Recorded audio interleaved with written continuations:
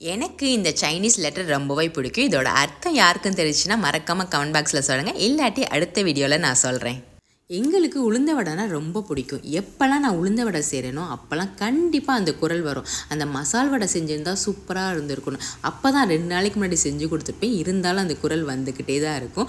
அவருக்காகவே அடிக்கடி செய்ய வேண்டியதாக இருக்குது. இது கூட கொஞ்சம் புதினாலாம் போட்டு செய்யும் போது நல்ல வாசனையாகவும் டேஸ்ட்டாகவும் இருக்கும்.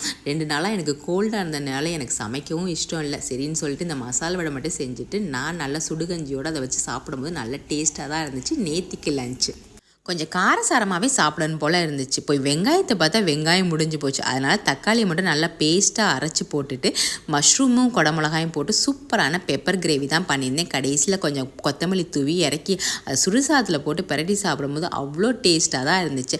அது கூடயே கீரை பொரியல், பசங்களுக்கு பிடிச்ச ரவுண்ட் பொட்டேட்டோ தான் செஞ்சுருந்தேன் இன்றைக்கி லஞ்சுக்கு.